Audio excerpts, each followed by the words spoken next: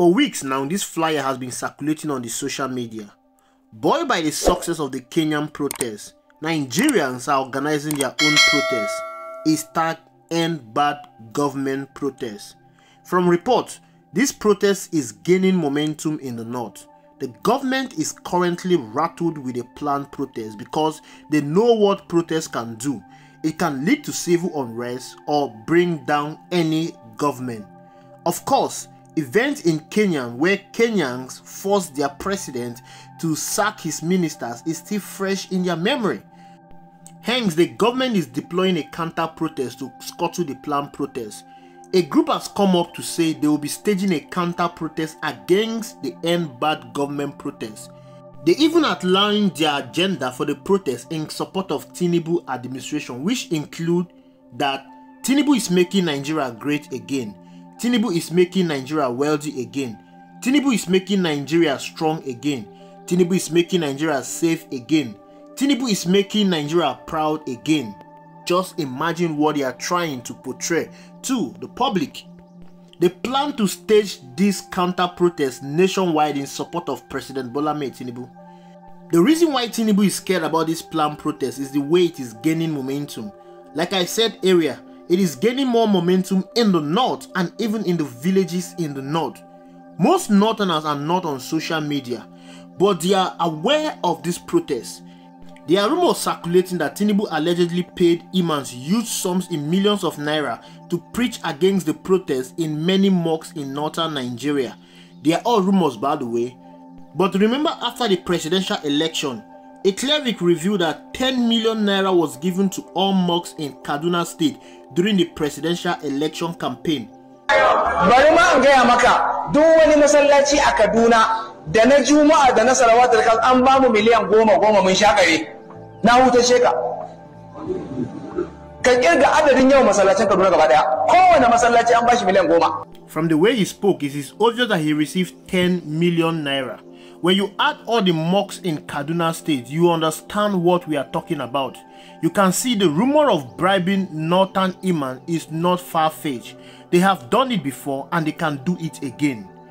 A government of propaganda can do anything. To prove that something has really passed under the table, many of the imams have started preaching against protests. They are telling worshippers that protest is haram. Some of them have added ethnic coloration to it by saying it is the Igbos that are planning protests against Bola Ahmed Tinubu because P2B lost the election.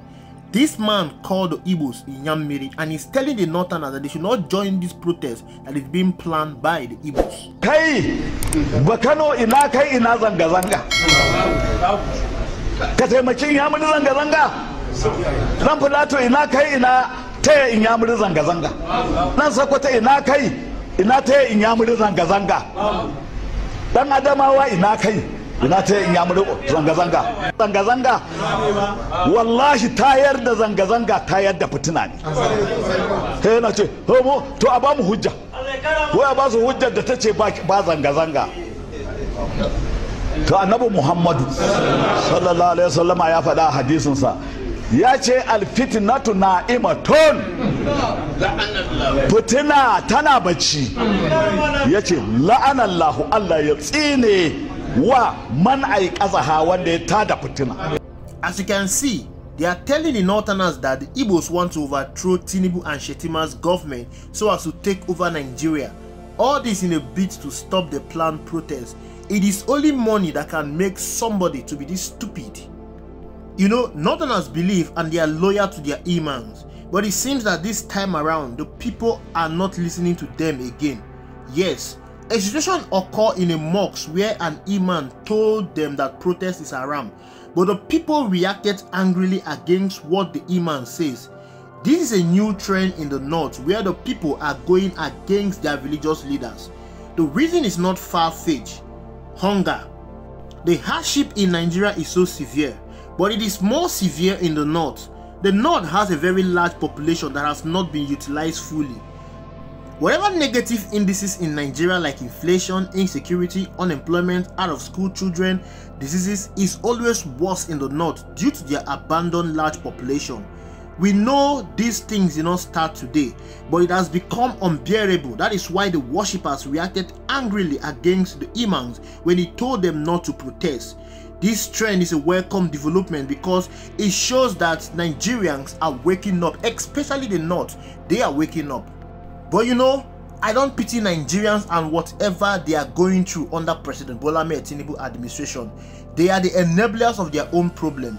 Most Nigerians are loyal to their religion, tribe, party than their country. To them, loyalty to their tribe, religion is being patriotic. During the election campaign that offered Nigerians the opportunity to elect a credible leader, one man stood out with his campaign promises, gave a working solution to the problem befalling this country, but some persons said they will not vote for him because they wanted to teach him a lesson. Imagine saying you want to teach a billionaire a lesson, someone that can travel with ease to any part of the world, someone that donated over 800 million naira of his own personal money to his campaign, someone that is going about donating millions on a monthly basis after the election has been concluded, but someone who cannot afford 1 square meal, have access to power, good medical facility, want to teach him a lesson. Who is teaching or learning the lesson right now? When you look at the vote that came out from the Northwest and the Northeast, you agree with me that these guys are not ready for a working country. Today, they are eating spoiled rice and fainting in mocks because of hunger. In all of this, none of the Imams who took money and convinced their followers to vote along ethnic and religious lines are fainting or eating spoiled rice. They are living a better life while their followers are suffering, but yet they are taking more money to gaslight their followers not to protest against bad government. They don't care about the people. Religious leaders in Nigeria, they've all derailed from their main purpose. If they care about the people, then they will understand why the people want to protest.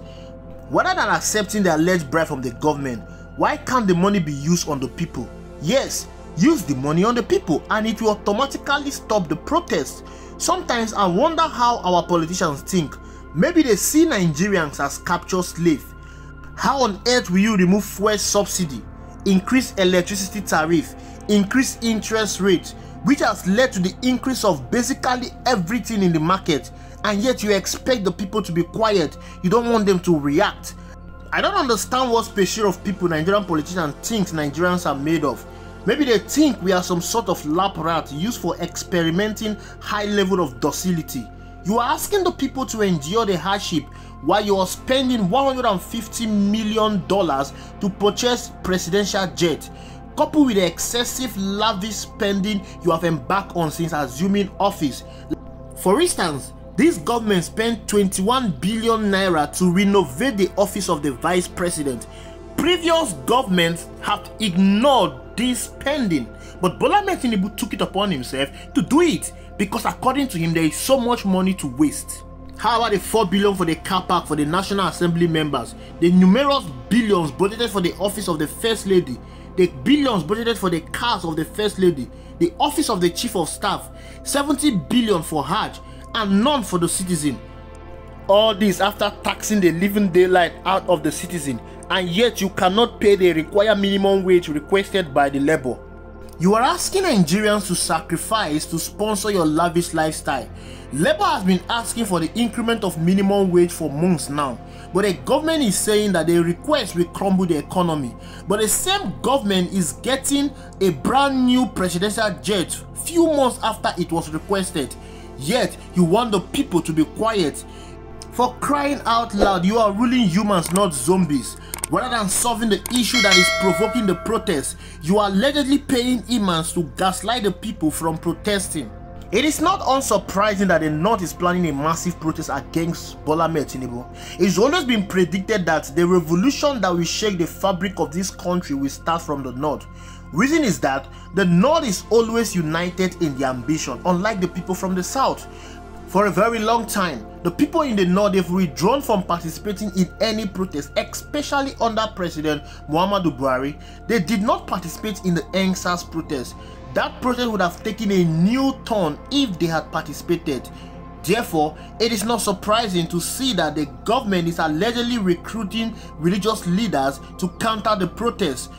Talking about religious leaders, bribing religious leaders is not only limited to the north.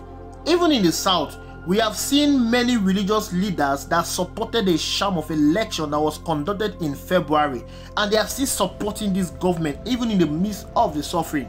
Most religious leaders are the major problem we have in this country.